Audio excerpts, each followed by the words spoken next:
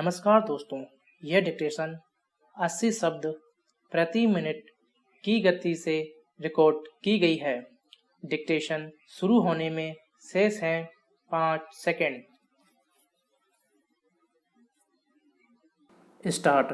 America में राष्ट्रपति चुनाव से पहले डोनाल्ड ट्रंप ने जब H-1B वीजा नियमों में बदलाव करने का प्रस्ताव पेश किया था और बाद में इसे मंजूरी भी दे दी गई थी, तब उसे अमेरिकी मतदाताओं को लुभाने की कोशिश के तौर पर ही देखा गया था।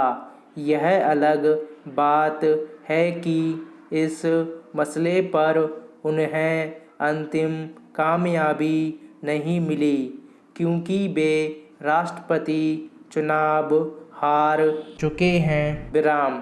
लेकिन विश्व में अमेरिका को जैसा देखा समझा जाता है, उसमें उनके उस फैसले को कोई सकारात्मक कदम नहीं माना गया। विराम। बल्कि चुनावों के दौरान ही अगस्त में राष्ट्रपति पद के दूसरे उम्मीदवार जो बाइडेन की टीम ने कहा था कि अगर उनकी जीत होती है तो उनका प्रशासन H-1B वीजा प्रणाली में सुधार करेगा और ग्रीन कार्ड के लिए कंट्री कोटा को हटाने पर भी काम करेगा। विराम। बाइडेन की कोशिशों को भी तब अमेरिका में अप्रवासी भारतीय समुदाय को अपनी ओर आकर्षित करने की कोशिश करार दिया गया था। विराम। लेकिन अब अमेरिका की एक अदालत ने जिस तरह H-1B वीजा नियमों पर ट्रंप के फैसलों पर रोक लगा दी है, उससे बाइडेन सहित अप्रवासी नागरिकों के पक्ष के सही होने की पुष्टि हुई है। विराम। पेरा। गौरतलब है कि कैलिफोर्निया के उत्तरी जिले की अदालत ने मंगलवार को ट्रंप प्रशासन की उस नीति पर रोक लगा दी जिसमें दर्ज नियम विदेशी कर्मचारियों को नियुक्त करने की अमेरिकी कंपनियों की क्षमता को बाधित करते थे। विराम।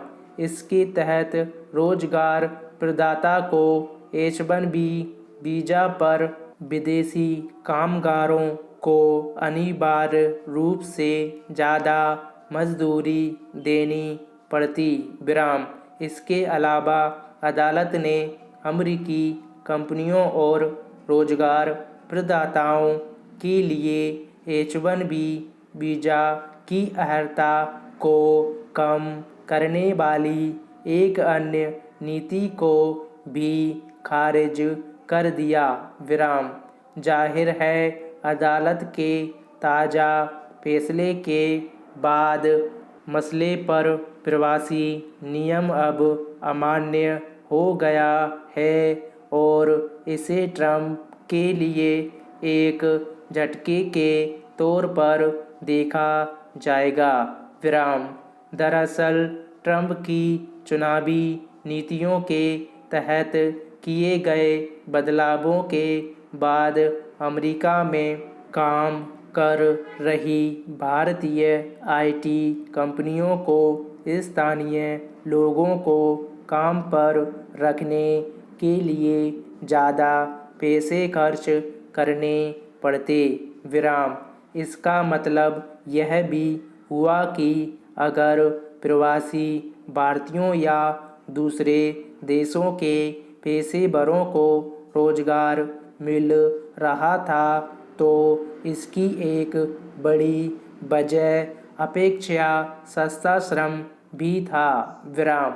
महामारी की वजह से अर्थव्यवस्था ठप होने और भारी पैमाने पर लोगों के रोजगार से वंचित होने के दौर में अप्रवासियों को दरकिनार करके अमेरिकियों के लिए मौका निकालने का नारा आकर्षक तो था, लेकिन उसे एक आदर्श हल के तौर पर नहीं देखा गया।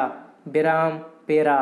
सच यह है कि लंबे समय में अमेरिका की लोकतांत्रिक व्यवस्था ने जैसा ढांचा खड़ा किया है उसमें अप्रवासियों को देश के आर्थिक हित में योगदान देने वाले तबके के तौर पर देखा गया।